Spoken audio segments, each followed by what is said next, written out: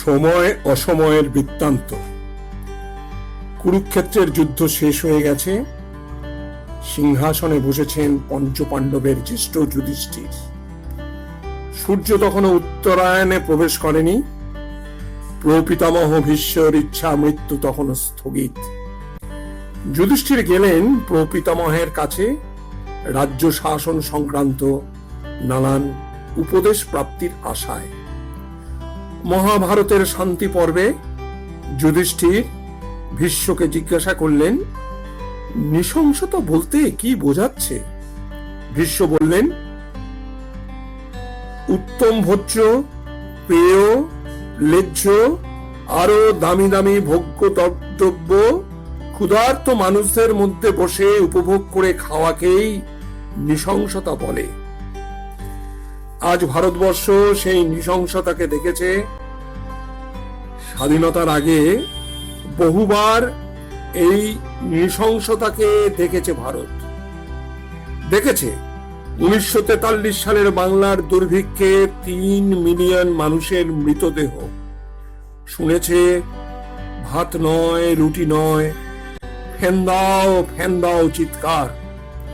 স্বাধীনতার পর নানা অঞ্চলে সরকারি প্রশাসনের নিষ্ঠুরতায়, মুনাফা লোভের আগ্রাসী ভাবনায়, নানা আঞ্চলিক দুর্ভিক্ষ, বন্যায়, খরায় হাজার হাজার মানুষের গ্রাম ছেড়ে শহরের দুমুঠো ভিক্ষের আশায় ব্যথার অভিযান চলছিলই। কিন্তু সারা ভারতবর্ষ ধরে মানুষের এই চিৎকার, যন্ত্রণার, মৃত্যুর গোঙানি এই প্রথম শুনল ভারতবর্ষ। এই সব কিছুর জন্য কি করোনাই শুধুমাত্র দোষী? প্রাকৃতিক অঘটন তো ধনী গরিব, হিন্দু মুসলমান, উচ্চবর্ণ দলিত, সাদা চামড়া কালো চামড়াকে চিনে চিনে সংগঠিত হয় না। তবে সমস্ত প্রাকৃতিক বিপর্যয়ের দরিদ্র প্রান্তিক মানুষরা সবচেয়ে বেশি আক্রান্ত হয় কেন? বন্যায় গরিবের ঘর ভাসে বেশি কেন? কেন ঝড়ে গরিবের ঘর ভেঙে যায় বেশি? তার কারণ নিহিত থাকে আর্থ সামাজিক কারণে রাষ্ট্রের ভূমিকার উপর। সমাজ, দেশ, রাষ্ট্র যত বিভাজিত থাকবে, শ্রেণী বৈষম্যে ততই প্রাকৃতিক বিপর্যয়ে লন্ডভন্ড হয়ে যাবে সাধারণ মানুষের জীবন। আমেরিকার প্রাক্তন প্রেসিডেন্ট বারাক ওবামা 17 মে ওয়াশিংটনে এরকম বলেন যে, ঐতিহাসিকভাবে কৃষ্ণাঙ্গ সম্প্রদায় এদেশের যে অসাম্যের শিকার, তাতে আলোকপাত করল এই অতিমারি। এই বয়ান শুধুমাত্র আমেরিকার সত্য নয়, সারা বিশ্বের সত্য হয়ে প্রকটিত হয়ে পড়েছে। ভারতবর্ষের ক্ষেত্রে এ আরো বেশি করে সত্য। সারা পৃথিবীব্যাপী যে বিলিয়নিয়ারের তালিকা, তাতে তৃতীয় দেশটি হলো ভারতবর্ষ। প্রথমে চীন, দ্বিতীয় আমেরিকা, আর তৃতীয়ই ভারতবর্ষ। ভারতে মোট 138 জন বিলিয়নিয়ার আছে। ব্রিটেন, জার্মান, ফ্রান্স, জাপান এই তালিকার অনেক নিচে। মুকেশ আম্বানি পৃথিবীর 17তম ধনী। $53 বিলিয়ন মালিকানা নিয়ে 175.7 বিলিয়ন সম্পত্তির মালিক ভারতবর্ষের মাত্র 15 জন ধনী। পৃথিবীতে ধনী শহরের তালিকায় 9ম স্থান মুম্বাইয়ের, 12তম স্থান আহমেদাবাদের, বেঙ্গালুরুর 17তম স্থান, আর দিল্লির স্থান 30। অক্সফামের এক হিসাবে ভারতবর্ষের শতকরা 1% মানুষের হাতে রয়েছে 73% সম্পদ। এই যে ভারতবর্ষ এক ভয়ঙ্কর অর্থনৈতিক বৈপরীত্যের মধ্যে, কিন্তু আমরা রাষ্ট্রনেতাদের ভাষণে, মিডিয়ার সম্প্রচারে, শুনতে অভ্যস্ত হয়ে উঠেছিলাম ভারতবর্ষ পৃথিবীর অর্থনৈতিক মানচিত্রে ক্রমশ উজ্জ্বল হয়ে উঠেছে। এই প্রচারিত কাগুজে উজ্জ্বলতার নিচে যে কতটা অন্ধকার জমা হয়েছিল তা এই করোনা আক্রমণে আমাদের চোখের সামনে প্রকাশিত হয়ে গেল। মাত্র 4 ঘন্টার নোটিশে সারা ভারতবর্ষে লকডাউন ঘোষণা করে। ব্যবসা, শিল্প, শিক্ষা, পরিবহন সব কিছুকে বন্ধ করার নির্দেশ দিয়ে প্রধানমন্ত্রী সারা দেশের সামনে বিশ্বের কাছে ওনার কর্তৃত্বকে, ওনার প্রতি সারা দেশের প্রশ্নহীন আনুগত্যকে প্রমাণ করতে চাইলেন। তখন ওনার বিশাল বক্ষে অভিবাসী শ্রমিকদের জন্য কোনো স্থান ছিল না।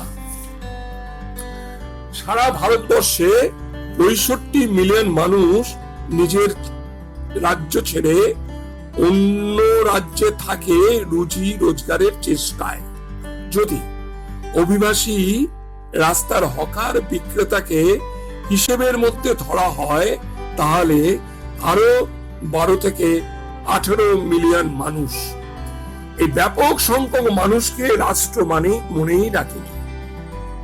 লকডাউনের ফলে সমস্ত রকম শিল্প বাণিজ্যের কাজ বন্ধ হওয়ায় এই শ্রমিকরা কাজ হারায় মানে রোজগার হারায় মানে বাড়ি ভাড়া দিতে না পারায় আশ্রয় হারায়। প্রতিদিনের যে খিদে মেটাবার খাবার তা পাওয়া অসম্ভব হয়ে ওঠে। এক অসহনীয় অবস্থার মধ্যে এই অভিবাসী শ্রমিকদের ঠেলে দেওয়া হলো অকস্মাৎ কোনো সতর্কতা ও ইঙ্গিত ছাড়া। এই অভিবাসী শ্রমিকরা যখন নিজের রাজ্যে ফিরে যাওয়া ছাড়া আর কোনো বিকল্প দেখছিল না, সেই বিকল্প বন্ধ হয়ে গেল সরকারের অনেক দিন পর্যন্ত আগ্রহের অভাবে। বন্ধ হয়ে যাওয়া শিল্পের মালিকরা বেতন দিচ্ছিল না, এইসব শ্রমিকদের খাবার দিচ্ছিল না, আশ্রয় দিচ্ছিল না, কিন্তু সরকারের কাছে আবেদন রাখছিল এইসব শ্রমিকরা যেন নিজের রাজ্যে ফিরে না যায়। লকডাউন উঠে গেলে চট জলদি শ্রমিকদের চালানের সমস্যা দেখা দেবে। সরকার মালিকদের কথা রেখে এদের অন্য রাজ্যে ফেরাবার ব্যাপারে আগ্রহ দেখাচ্ছিল না। শ্রমিকদের দাস শ্রমিকদের মতো পুড়ে রাখা হয়েছিল করোনা ছড়ানোর সমস্ত সম্ভাবনাপূর্ণ স্থানগুলিতে, যেখানে পরিসর কম, শৌচালয় হাতে গোনা, খাবার ভিক্ষার অন্ন যৎ সামান্য। কেন্দ্রীয় সরকার বিমান করে বিদেশ থেকে অভিবাসী মানুষদের বিনে পয়সায় নিয়ে আসলো। দেশের অভিবাসী শ্রমিকদের ব্যাপারে নীরব থেকে গেল। চারিদিকে যখন এই শ্রমিকদের ফিরে আসার দাবি উঠতে লাগলো, শ্রমিকরা দিল্লি, গুজরাটের সুরাটে, তামিলনাড়ুতে নানা জায়গায় বিদ্রোহ শুরু করলো। পুলিশের লাঠি আক্রমণ নেমে এলো শ্রমিকদের ওপর। দিল্লিতে একজন মারাও গেল। বোম্বাই শহর পৃথিবীর 9ম ধনী শহর, সেই শহরের বান্দা স্টেশনে হাজার হাজার অভিবাসী শ্রমিকরা জমায়েত হয়েছিল যার রাজ্যে ফিরে যাবে বলে। ব্যাপক লাঠিচার্জে সেই জমায়েত ছত্রভঙ্গ করে দেওয়া হলো। মনে রাখতে হবে, বোম্বেতে 10 জন মানুষের হাতে রয়েছে 33 লক্ষ কোটি টাকা। বেশ কিছু মানুষ শিশুকে কোলে নিয়ে, বউকে পাশে রেখে, কেউ একা একা মাথায় মুঠ নিয়ে হেঁটে রওনা হলো নিজের রাজ্যের দিকে। কেউ হাঁটতে লাগলো 300, কেউ 500, কেউ 1000, কেউ 2000 মাইল দূরে তাদের গ্রামের দিকে। সারা ভারতবর্ষের মানুষ দেখতে লাগলো পৃথিবীতে অনন্য এই পদযাত্রাকে। করোনাতে বিপর্যস্ত পৃথিবীর প্রায় সব দেশই, কিন্তু ভারতবর্ষের মতো এমন নিষ্ঠুরতা, নৃশংসতা পৃথিবীর কোনো দেশে দেখা যায়নি। ভারতবর্ষ এর আগে এক এক্সোডাস দেখেছিল 1947-এ ভারতবর্ষের বিভাজনে। বিভাজিত 2 দেশের মানুষ অন্য ধর্মের সম্প্রদায়ের মানুষের হাতে প্রাণ হারিয়ে, আশ্রয় হারিয়ে, সম্ভ্রম হারিয়ে নিরাপদ আশ্রয়ের জন্য হাজার হাজার মানুষ পথে নেমেছিল, কিন্তু স্বদেশী ও স্বধর্মের মানুষের এই সরকারের সম্পূর্ণ অসহযোগিতায় এইরকম পদযাত্রা আগে ভারতবর্ষ কখনো দেখেনি। এই পদযাত্রাকে এক্সোডাস কি বলা যায়? এক্সোডাস তো নিজ বাসভূম ছেড়ে পরবাসে যাওয়া, কিন্তু এ তো পরবাস থেকে নিজ বাসে ফিরে যাওয়া। এই হাজার হাজার মানুষের পদযাত্রায় অনাহারে, শান্তিতে, রোড অ্যাক্সিডেন্টে, রেল লাইনে বিশ্রাম নিতে রেলে কাটা পড়ে মৃত্যুর তালিকা করোনার মৃত্যুর তালিকার মতো প্রতিদিনই বাড়তে লাগলো। এই মৃত্যু তালিকায় শিশু আছে, কিশোর কিশোরী আছে, যুবক যুবতী আছে, বৃদ্ধ বৃদ্ধা আছে। শুধু মৃত্যুই নয়, ভারতবর্ষ দেখলো পূর্ণ গর্ভাবস্থায় মায়ের পদযাত্রা, পথে সন্তানেরও জন্ম। নিষ্ঠুর জন্ম আর মৃত্যুকে দুটোই একসাথে দেখালো এই ভয়ালো সময়ে সরকারের নৃশংসতায়। সরকারের কাছে যখন বারবার আবেদন করা হচ্ছিল অভিবাসী শ্রমিকদের যাওয়ার ব্যবস্থা করতে, সেই দাবি শেষ পর্যন্ত মানল সরকার। কিন্তু সে অদ্ভুত দৃষ্টান্ত হয়ে থাকলো ভারতবর্ষের রাজনৈতিক ইতিহাসে। এর আগে বিমানে অন্য দেশের অভিবাসী মানুষদের বিনা মাসুলে নিয়ে আসলেও সরকার অভিবাসী শ্রমিকদের জন্য ট্রেন নির্দিষ্ট করলো এবং তাদের কাছে ভাড়া দাবি করলো। সরকার তার স্বরূপ সম্পূর্ণ উন্মোচন করলো।